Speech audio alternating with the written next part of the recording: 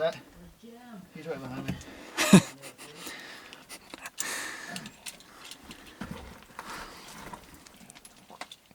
Wow, that looks really fun.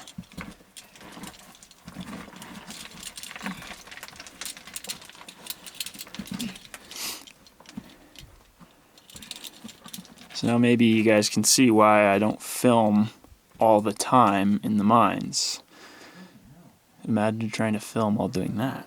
Got a barrel, wooden barrel here too. Pretty cool. I'm not sure what they used that for. All sorts of shiny things on the walls. Not hard to see, but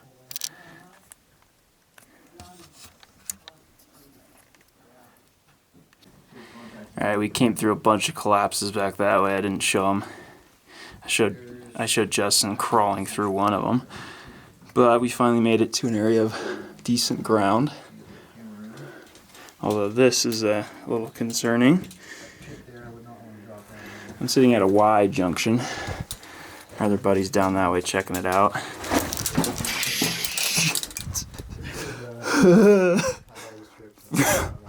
Bro, I didn't trip, it just fucking caved in. Caved in? Yeah. Oh shit. Well, I probably shouldn't stand here. Yeah. See these heavy timbers they have going across it? Might be a good reason for that. Yeah, I don't like this. Alright, left side over there. And the right. We're gonna go the right first.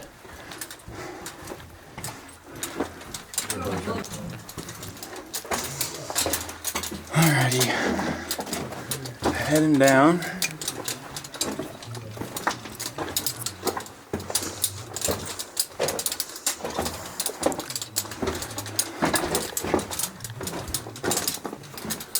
Miners pulled the rails out of here, so they weren't using it recently.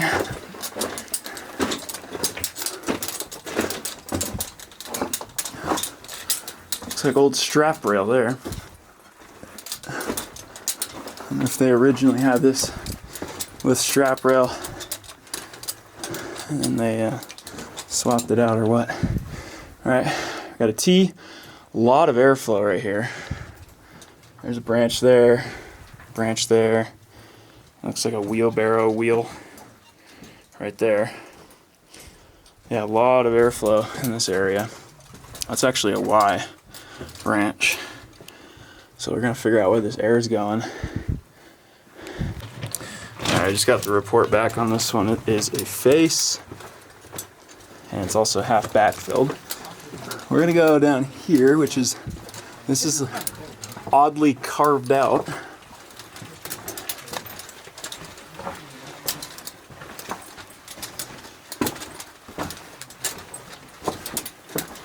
Looks like they dumped some waste in here and then they decided they didn't like that, so they dug it out a little bit.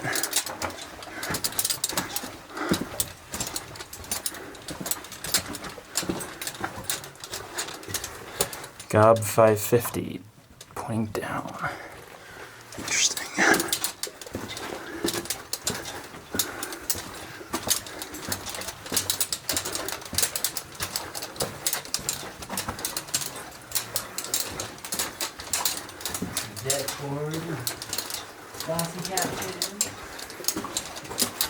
Yeah. Some fuse. Unfortunately, rusted pretty badly.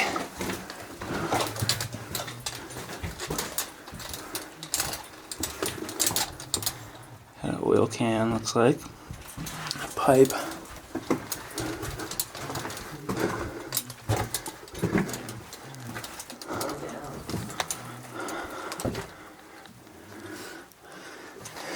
Go down to the platform over here.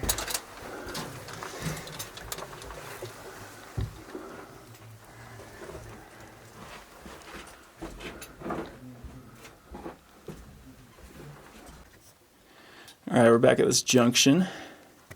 We just went down that way to the left, kind of. Now we're gonna head this way. I already see some backfill. That's not good. The rails pick up on the other side of this. Does not look like a collapse, but yeah, just backfill. So I'll crawl over here and pick up on the other side. Alright, so this is what I found buried in the dirt there. It says H. Mao & Co., Eureka, Nevada. And it's also got this interesting hanger sort of thing on it. I'm not sure what that is. Maybe it was just part of the cork assembly. That's probably what it was. But cork's gone. But yeah, that is a really cool bottle.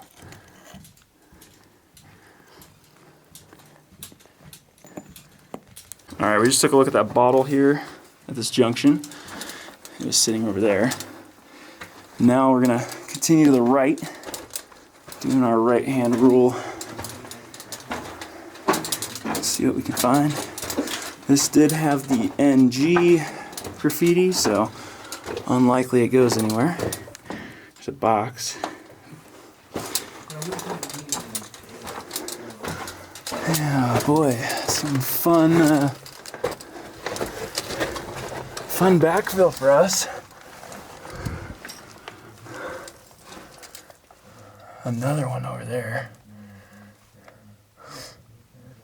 I'm gonna look at the map before I commit to this. Do you know what it was? LM Green. Nice. And it's got cork, kinda. That's cool. Ah. I think it survived. It did survive. It was already broken. He didn't break it. We were holding it together. Dr. A. Boschies. German syrup. German syrup. That's a good one for a Google search. Wow. Proprietor. See how it's... This is old. Yeah. Really Everything down old. here is old. Still had syrup. Take a drink. Alright, we went back there and there was a couple backfilled areas that I really don't feel like climbing over. So I checked the map. That just goes about 200 feet in dead ends with nothing. So I'm pretty comfortable in going this way now, which we know goes somewhere. So we're going to head down here and I'll pick up when we find something interesting. Alright, we just came from that way. Didn't take too long for us to find something interesting. We got a pretty large cave going down. Also noticed 300 pointed down, which is a good sign. But then that says no. So that's interesting. And we got real interesting geology in here, as you can see. And there's a raise incline going up that way.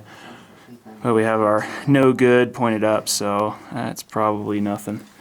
But over here, we have an additional junction with a really nice looking drift that way. And a cool hanging wall there. And that does continue forward. And it looks like there's a winds right here. Yeah. A little pocket there. I think we've collectively decided that we want to go down to the left first because it looks really nice. So we'll go down there.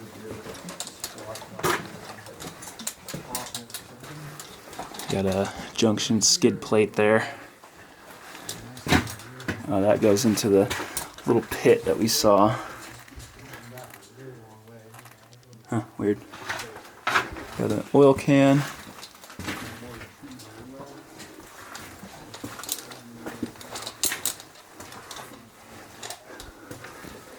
This hanging wall is really incredible.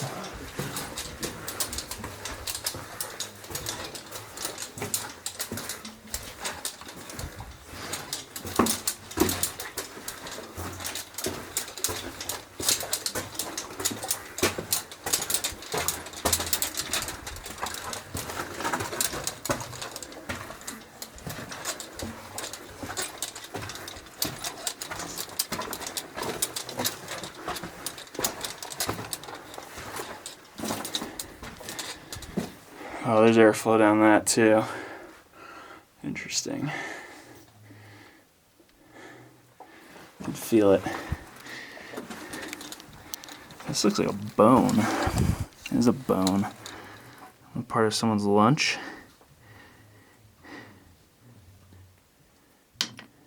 Huh. It's definitely a bone.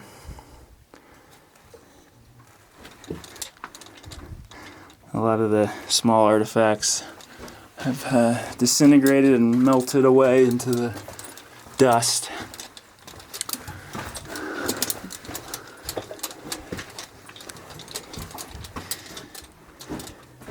Got another can here.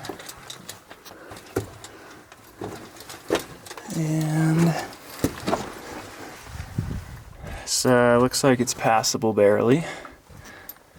We'll evaluate. Alright, we've emerged into yet another cave.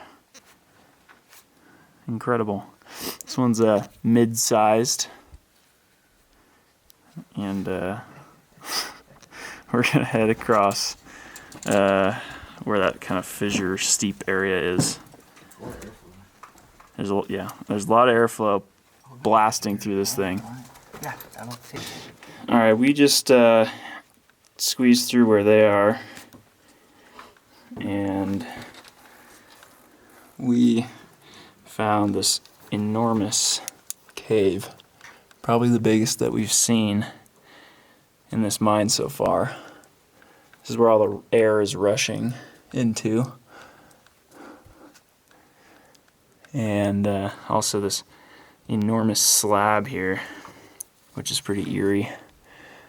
See that just peeled off the wall there, or maybe the back, but has a tremendous amount of weight there.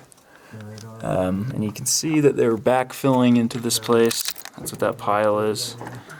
And there's some artifacts down there as well that don't look particularly interesting, but there's probably also ways down to other levels in this massive cave.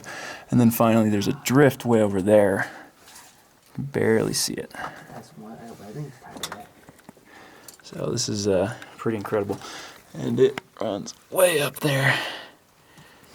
And pretty far down as well. It's probably 100 feet across. It's pretty wild. Okay, we went down that way. That's where we found the gigantic cave. And then this way we've scouted out. It leads off to nothing. It goes back about 300 feet. The only interesting thing we saw was some more bones here. Likely from someone's lunch. Egg shell. And then the remains of a bottle that's been smashed. Kind of cool. And then finally, saw this shell casing, barely visible there. Let me pick it up. Yeah. So, God knows why anyone would shoot a gun in here, but. So we walked right past this on the way down the drift that leads off to the big cave.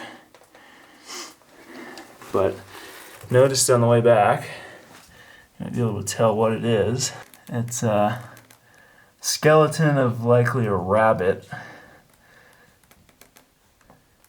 Jackrabbit. I don't know how it got way down into this mine, but it's been here a long time. So it's too bad for that rabbit. Another thing I just noticed here is this oil can actually has some labeling on it. It's barely visible, especially up in the corner. You can see it says non-something, but you can see kind of the embroidery and design there on the tin. Usually that stuff's pretty faded off. Huh. And actually, there's still oil in there. Looks like it's all solidified a bit. Interesting. Here's the outlet. Alright, one more thing we found is this old cup, tin cup. No label on it at all. Very old. Some miner was using that to drink his water, coffee, whiskey maybe. Who knows? Found this near this cave. Our friend is down there checking it out. It does say that this connects to the 300 level, 300 level B, but he's gonna see if that's true. He's been gone a while, so. All right, so we're making our way back through the 400. Found some interesting things down a drift that we didn't explore previously. This particularly is really interesting because I've never seen that brand of tobacco in a mine before. Never even heard of it. Briggs Pipe Mixture. When a feller needs a friend. The backside has the same design.